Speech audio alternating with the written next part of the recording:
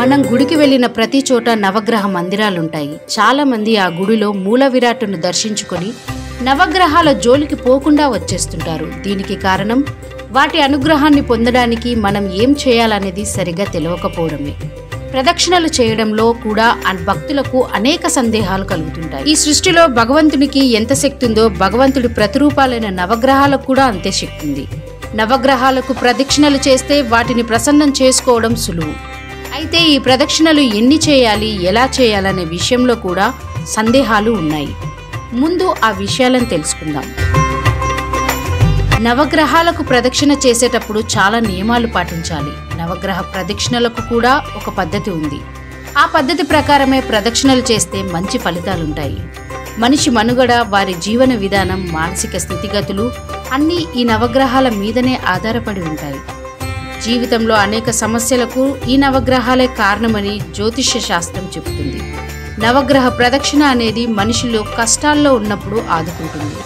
ఈ ప్రదక్షిణలు చేయడంలో ఎలాంటి జాగ్రత్తలు తీసుకోవాలో ఇప్పుడు తెలుసుకుందాం. నవగ్రహ ప్రదక్షిణ చేయడానికి మండపంలోకి వెళ్తాం కదా, లోపలికి వెళ్ళాక ఎడమవైపు నుంచి అంటే క్లాక్ వైజ్ కుడివైపుకు 9 ప్రదక్షిణలు చేయాలి. కుడి భాగం సూర్యుడికి, ఎడమ భాగం చంద్రుడికి సంబంధించినదిగా భావించాలి. అలాగే ప్రదక్షిణలు చేసేటప్పుడు కొంతమంది నవగ్రహాల ప్రతిమలు తాకుతుంటారు. అలా తాకకూడదు.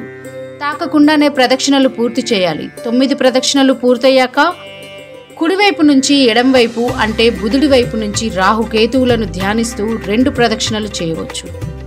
మీరు చేసే 9 ప్రదక్షిణలలోనూ ఒక్కో ప్రదక్షిణకు ఒక్కో గ్రహాన్ని స్మరించుకోండి. ప్రదక్షిణలన్నీ పూర్తయ్యాక నవగ్రహాలకు మీరు వీపు చూపించకుండా వెనక్కి రావాల్సి ఉంటుంది. చాలా మంది ఇలా చేయరు. ఇలా చేయడం వల్ల మంచి ఫలితం ఉంటుంది.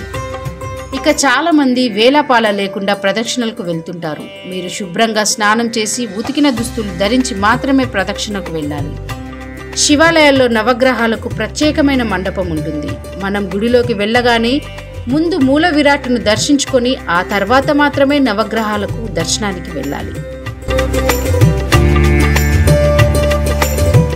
నవగ్రహాల ప్రదక్షిణం చేసేటప్పుడు ఏం చేయాలో ఇప్పుడు చూద్దాం. మీకు ఓ శ్లోకం చెబుతాను, దాన్ని చదువుకుంటూ ప్రదక్షిణలు చేయాలి. అదేంటంటే, ఆదిత్యాయ చ సోమాయ మంగళాయ బుధాయ చ గురు శుక్ర శనిభ్యశ్చ రాహవే కేతవే నమః అని చదువుకుంటూ 9 ప్రదక్షిణలు పూర్తి చేయాలి.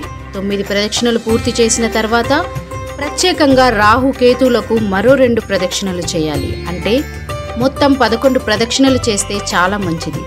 రాహుకేతువులకు ప్రత్యేకంగా, ఎందుకంటే అవి ఛాయ గ్రహాలు.